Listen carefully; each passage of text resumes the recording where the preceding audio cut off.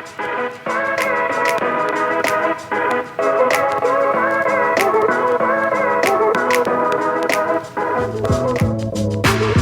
another episode on MyGigsters. Oh my god, we're on fire. Okay, so if you're listening here for the first time, welcome to MyGigsters. This Gig Pod is an exclusive podcast for anyone who's interested to know what's happening in the gig economy, the world of freelancing, and all the side hustles. So today, I've got a really inspiring, exciting guest from South Australia with me at our studio. And I can't wait to introduce you to her and share the story of what she's doing. So, with no further ado, I want to introduce you to Kirsty Stark. She is an Emmy Award producer and the founder of CrewHQ.com.au. So let's dive in directly. So thank you for being on the show. Thanks for having me. I'm excited to talk to you. What's the best way to start is to the story of you. And I know in a second we'll share what CrewHQ is all about, but I'm more intrigued. I want to share with my listeners, who is Kirsty Stark? Is she related to the Stark family or the HBO Game of Thrones, or what's your story? Sadly not. I'm not related to anyone from Game of Thrones, although my dad's name is Jon Stark, so there is somewhat of a connection there with Jon Snow, close enough. But I have lived in Adelaide for most of my life. I've had a couple of overseas trips to Japan and Colorado where I lived during my life.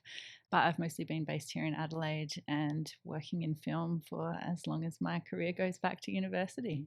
And what's your past experience? Now, you obviously you are an Emmy Award winner film producer, but give me a quick glimpse of the career journey you had from uni. You've been in the industry, but what's been the travel? What are the couple of things that you've done, or the roles that you've done in the industry? So when I finished uni, I started as a camera assistant. So I was working on a lot of big Australian feature films that were done here in South Australia and interstate. Then I was also shooting a lot of my own short films as a cinematographer.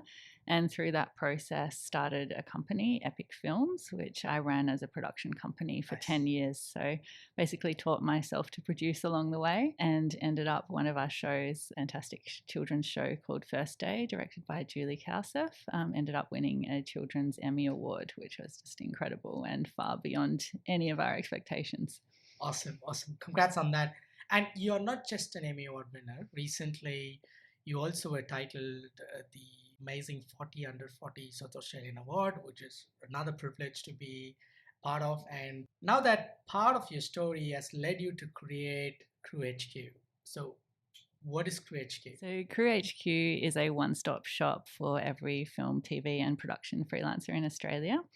At the moment, it's a connection point between hirers looking to hire crew and crew looking to find work, so that they can find work that matches their skills, their experiences, and the values and what they want to contribute creatively to the industry. Long term, my goal is that it will be a supportive hub for crew from the moment they enter the industry through to when they retire, and a place to get access to resources and information and community, because as you know, freelancing is a tough gig and that support often isn't out there. Yeah, and that's a really important industry. I think a couple of years back, the Australian government, and including SA government, had a high emphasis on creative industry that included film and production, because we see that as a great contributor to the economy, but also features us in the world stage. So it's a really important industry to nourish and nurture. Now, if I can throw you a really hard question, what is that problem that CrewHQ is on a mission to solve? What do you want it to solve through CrewHQ? So initially it was about connecting people with jobs, and from me coming from both perspectives, as a crew member in camera department and then as a producer looking to hire crew, there was a real discrepancy there in the ability to find people easily, especially across the country. There's localized databases and access to crew in different areas, but there was no one place to just go and search for everybody and know if they're available. And that availability is part of our custom tech that we've built that's key part of our functionality. So I think, if you went on Airbnb and you looked at a location but didn't know if you could book it and stay the night, it wouldn't make any sense. And because industry is so gig focused or contract focused, if someone's not available for your job, even if they're the best crew member in that department, you can't hire them. So it was about giving producers easy access to that information. Excellent. So I think it's really important that it's not just a marketplace, but it's also and actually a profiling and scheduling toolkit where you could search for the talent you want, and you can also search for and look at their availability and look at other parameters like the cost and location stuff. Yeah, it helps filter their skills as well. So you could say, I need a cinematographer from Adelaide with underwater experience who has worked on at least 2 feature films and has this much experience and has a working with children certificate and is available from the 1st to 5th of December, for example. Wow, look, sounds like the LinkedIn for film industry in a way. But that's really cool. But where did this pursuit of solving this problem come from? I'm sure in your journey, and I think this is, correct me if I'm wrong, it's pretty normal across the industry that production people or creative freelancers are all in the freelancing style of work. It's usually independent contract. I work for this production house, this one, a next project, and that's how their career is built over time. Now, what is some of the things that you have learned, or some of the key experiences you've had, or maybe a takeaway that you had in your years of being in the industry and navigating through the industry? Yeah, I think where really the seed was planted for CrewHQ was the moment I entered the industry myself, graduating from film school and realizing that there aren't jobs available in this industry that are advertised on a job board and you can go and work 9 to 5 like you can everywhere else. Essentially, every crew member in the country that works between feature films, TV, commercials, television shows is their own sole trader, ABN, and they're going out there and creating their own business, but no one's ever taught us the business skills. And so that was really where the seed was planted, in thinking, okay, what do you need to run a successful business outside of just your skill set as a creative practitioner? And so alongside growing my own skills in camera or in producing, I had to figure everything else out along the way. And there were some amazing mentors surrounding me and a lot of people who were happy for me to reach out for advice, but there was no real formal support network or system. So long term, I'd love to be able to provide that to people, or to at least provide access to information, whether it's, how do I do my tax? I have no idea. Through to just things like, what's the best way to market myself? Who is it? And what are they looking for when you're creating jobs? How do you set up your business so that you actually have a business plan rather than just accepting the jobs that come your way? Correct. Yes. So, if there's one word that gets spoken a lot in this podcast, is tax. Yes. Pretty much every episode we kind of echo it a number of times, but I think we echo the same emotions across the board with other freelancers. Is while they are following their creative passions and they love to explore what they really love to do, but that also involves them to treat themselves as a business entity and have that business hygiene, take care of their financials, because there's no employer. They are the employer and the employee, so that adds a bit of complexity on how they would organize their work and the finances that comes around it, including tax, which sometimes turns into an element of surprise for many freelancers at the year end. Absolutely. But this industry is a growing industry. It's a fast evolving industry. I grew up watching movies. I grew up watching television, which was black and white and then colored, and now we've got immersive experience into visual communication and consuming content. So it's definitely a fast moving, fast evolving space with new tools, introduction of AI. And we're also finding that a lot of young people, the Gen Zs, are more ready for creative, as a creative freelancer or a creative professional. From you seeing the world as of yesterday, today, and tomorrow, how are you seeing your role within CrewHQ, contributing, or what do you see? What's the foresight that you have, especially with the creative industry? I think given that crew roles are often highly technical, there's potentially not quite the scope yet, or they're also highly creative. So the combination of those two, I think tools like AI can't quite take over Yeah. yet, but that's definitely something that's coming in the future. And I think what CrewHQ really aims to do is bring people back to the human element of Nice. what they provide. So what's that creativity? What's that human spark? What's that conversation or that knowledge or that understanding? Or even just your values and your set of values that you live by and the way you conduct yourself that sets you apart from what can be created by a machine. Yeah. And especially in a creative industry, you know, storytelling is such a big part of that. So we're aiming to be very human as a company, very human as a brand, and very human in our interactions with the crew that we work with, because everyone's an individual at the end of the day.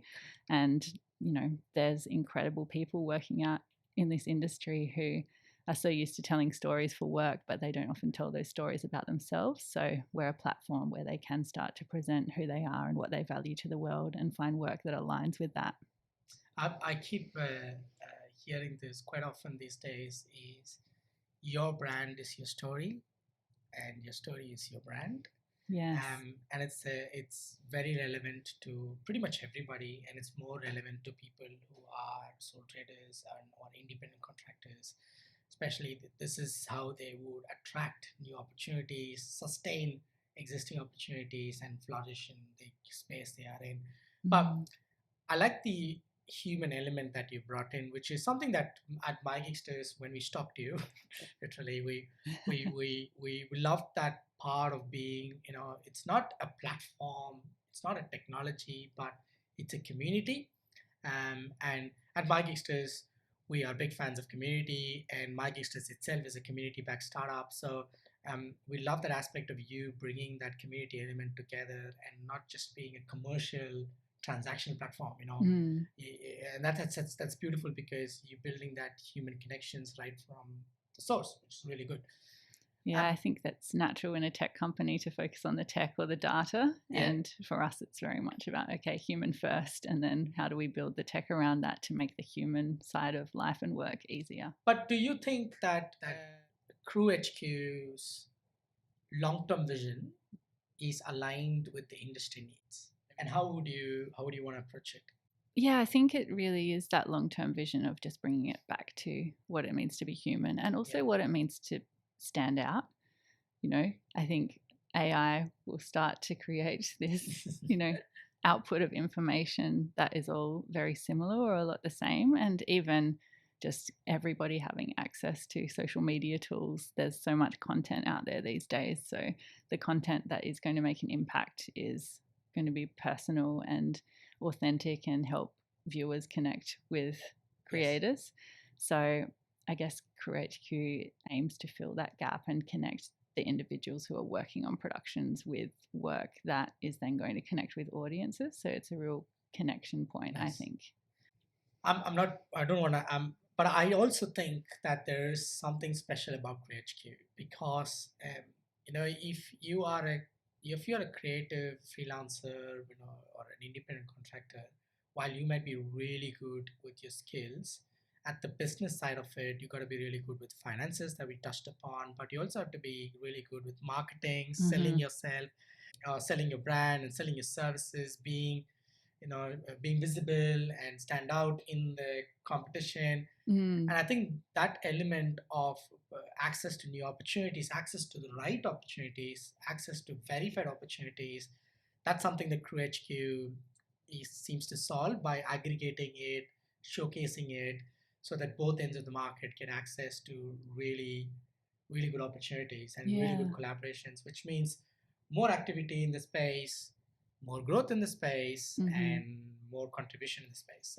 Yeah, and I think brand can often be a dirty word for individuals. They see it as something that needs to be attached to a company, but to me, brand is just what makes you unique and different. And if I'm mentoring younger filmmakers about how to network or how to approach people, they always say, oh, well, if I just tell them I'll work on anything, then I'm more likely to get work, right? Because, I'm so flexible.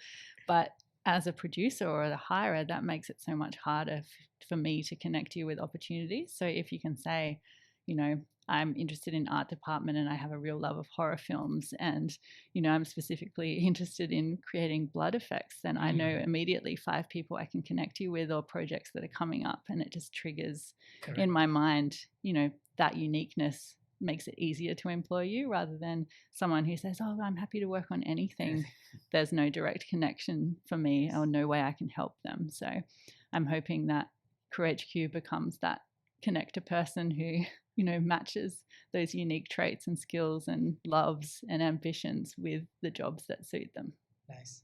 Thanks. That's a good takeaway point for so listeners. If you missed that, very simple. If you're asking your mentor for a specific help, ask a specific thing. First ask, and then be specific on what you really want, because that increases your opportunity to connect with somebody specifically to what you like to do. And if not, just connect to CrewHQ and they will figure it out for you. Startups are exciting places, right? And there's always something happening. There's excitement in the room. There's hustle in the room. There's a lot of juggle between different things. But what's exciting about CrewHQ is you started in SA and you've got hundreds and hundreds of users across the country, and you're rapidly growing. Your service is very simple. You don't take a percentage on any of the jobs. You're simply an amazing connector in the ecosystem. But question to you is, what's the next big thing that CrewHQ is cooking at the moment? We've got some big plans in terms of tech build on our runway. So there's a lot happening in that space that we're ironing out at the moment. Collaborations with some other brands that we aren't able to announce yet, but will again help make the industry a closer place. Nice. But the thing we're really excited about at the moment is we're just about to launch our inaugural conference called CrewCon. CrewCon. Wow. So it's aimed at film and TV freelancers, primarily below the line crew, because writers, directors, and producers often get their own conferences, but there's never been anything in the space for. Will this be Australia's first type of conference for crew members? I don't want to equivocally say that, but yeah, it could be. Could be. In fact, will be. That's nice. You don't have to give me the dates if you don't have, but any indication of when that's likely to happen? Yeah, so 15th of October. It was going to be the 14th, but then a referendum popped up, so we've changed the date. But yeah, the focus is really around some of those areas that don't get talked about. So less to do with the craft of being a freelancer and more about what does it mean to be a parent in the industry? What does it look like to negotiate your work? What does it look like to, have those conversations around well-being and mental health and what sits outside of your general day-to-day business as well. So, hey, listeners out there, if you are getting started in the film industry, or you are already in the industry and you're part of the big crew, this is your opportunity. It's happening on the 15th of October, and it's available across the country and probably across the globe. So you can simply connect in and listen to amazing speakers, content, and lots of value built into this conference. So that's really exciting. Yeah. That is super exciting. Yeah, I'm very excited about it. And it's just another opportunity to connect people with each other and also with those resources that you don't always get as a freelancer. So we've got some amazing speakers coming in who are just at the top of their game and really looking to create opportunities through that as well. Nice. We will also make sure that we put that in the podcast description if the conference is ready, but if not, we'll keep updated with you on our newsletters to ensure that you are getting the right information as soon as possible. But I do wanted to share my listeners, Benji, why have you called Kirsty on the show and what's happening with MyGigsters?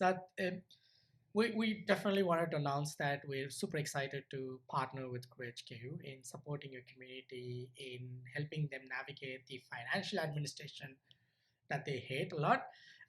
We wanted to see if we could educate them, provide them with information and tools or whatever required that help them to reduce their pain in handling finances and taxes and other stuff.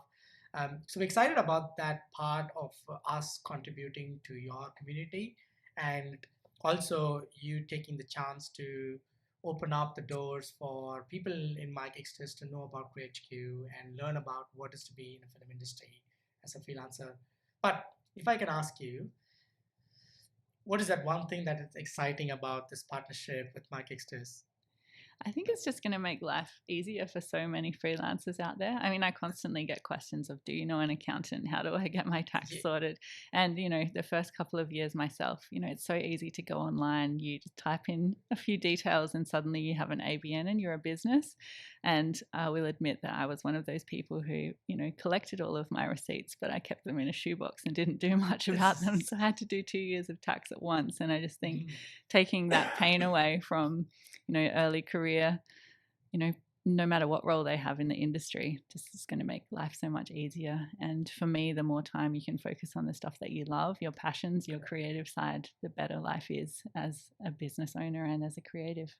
Yeah, and I think that's for us also. We love our mission because as a freelancer, you do what you do and you love what you do. And if we somehow get more time for you to do what you love to do, that not only brings money, but also it's more fulfilling. It's more, you're more in a happier place, you're more in a more protective place, on a high performance stage. And the rest of the stuff, technology and services, integrated services should be able to take over and do it for you. And that's what MyGigsters intends to offer, is to how can we reduce that burden essentially. We can't replace a number of things, but we're in the pursuit of doing it. So Yeah. that's really good. Thank you for sharing. But we'll come to the really fan of the episode. I hate to say this for my listeners, because we can't keep recording forever and we got to stop it sometime. But I do wanted to call out, is there anything that you wanted to say to our listeners? Any tip, trick, or any call to action, anything that you would love to share?